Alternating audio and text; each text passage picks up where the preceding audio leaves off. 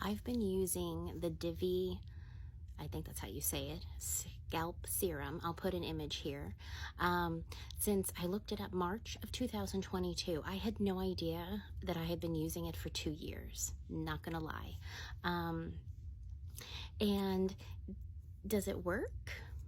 I don't know. So for some backstory as to why I'm using it and why I don't know. So stay with me. In 2017, I noticed that I was starting to lose hair at my hair part, and it was just out of the blue. And it happened fast. Like there was a little bit, and then within like a month, it had spread a great deal.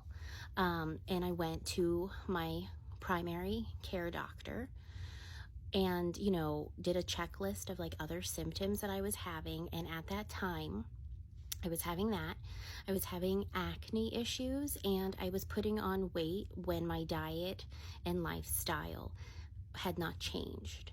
So she sent me out for a bundle of tests, blood work. I had, scans of anatomy, and I had scans in my neck for thyroid. I had every test imaginable done, and they all came back fine.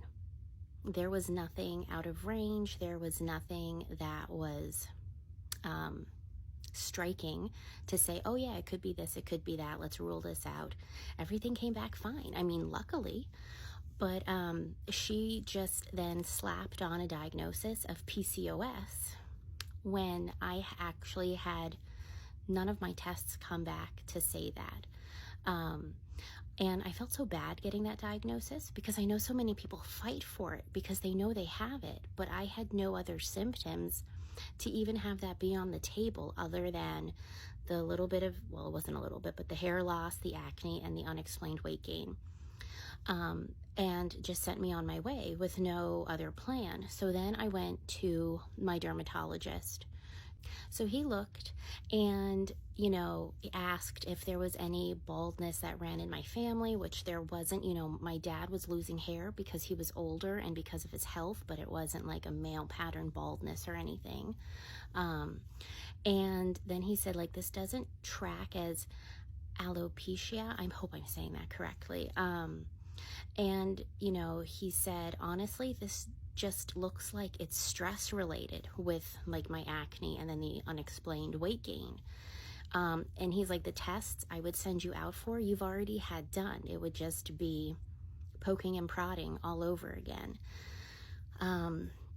So he said, there's really nothing to do unless you get your stress under control. The hair may or may not grow back. Otherwise, it would just be Rogaine over the counter, or he could prescribe prescription strength, and that's just forever and ever. And you'd have to stop if you were pregnant or nursing. And I really just didn't want to commit to something like that because without that treatment, if you stop it for any reason, what you grew back will fall out again. Fast forward a couple months later, and then I was pregnant with my daughter. And with pregnancy comes long, luscious hair, full hair. So my concern disappeared. And I don't know if my hair grew, if it just got fuller, I don't know. But my hair loss was no longer a concern. And so she was born in 2018. And then in 2021, I started noticing hair loss and thinning again. And it was shortly after we moved and, stress of moving and finances. And then later on in the year later, my husband's job loss, like there was a lot of stress. So we were thinking this is stress related again. I will say by that time, my acne had cleared up. I went on like a calorie deficit diet and I lost 65 pounds and I've kept it off. I've plateaued and I'm not doing anything right now to lose more. So it did look like everything was stress related. And then I just began a skincare routine and attempted to do some self-care. So it was looking like it was stress related, my hair thinning and loss. Again, I didn't want to have to go down the path of Rogaine or pregnancy to get my hair back.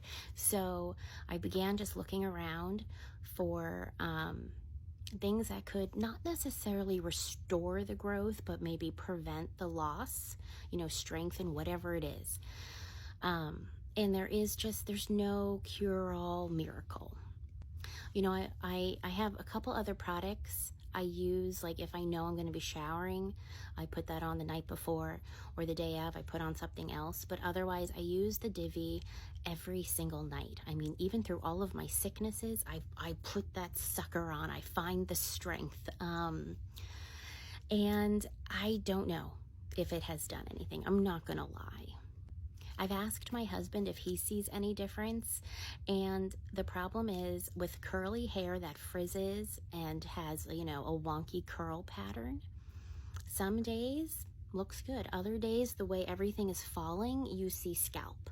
So my husband says that he thinks it's not gotten worse, and on some days it even looks improved. I will say I just feel better using it. So maybe it's keeping stress away, a placebo effect, if you will. I feel better using it. And it does feel nice and refreshing on my scalp. I feel like my scalp stays cleaner longer because I don't wash my hair every day. And I use, a wet brush, and I try to do all I can to prevent breakage and loss the best I can, because my hair is not as thick and full as it used to be with age and stress, obviously. And I wish I could give you a definitive answer of yes, I have seen improvement, it works, or no, I have not. I have nothing. I feel better using it.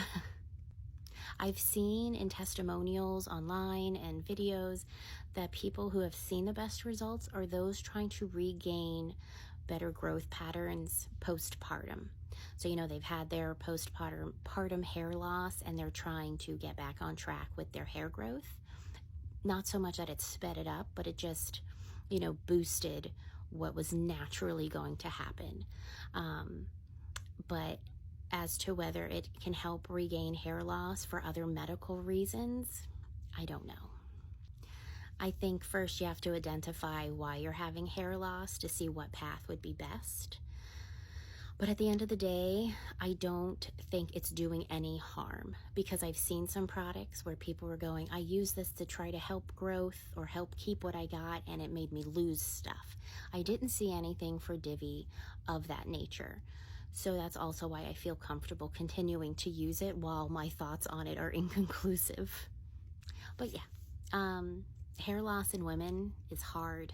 I mean, there's no doubt that it's hard for men either, but I think as a society, it's more accepted than it is for women and beauty standards and whatnot.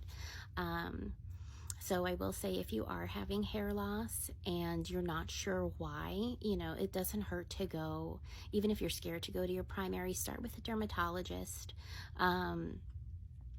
But, see if there is something underlying causing it. And at the end of the day, there might not be, and it's stress related, and you have to manage it somehow.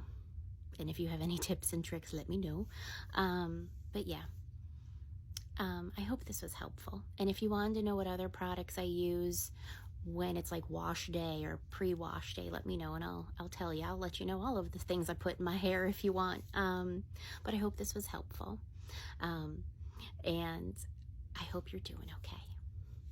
I'll talk to you later. Bye.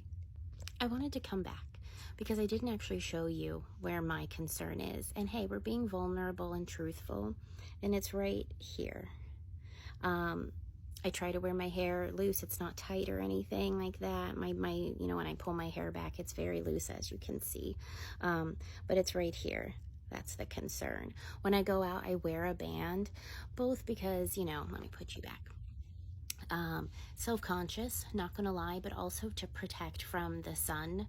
Since I have that scalp exposure, I get worried with the sun. But I only put that type of hairband on when I'm going on an errand. Otherwise, my scalp is breathing. But okay, now I'm gonna go for real. Bye.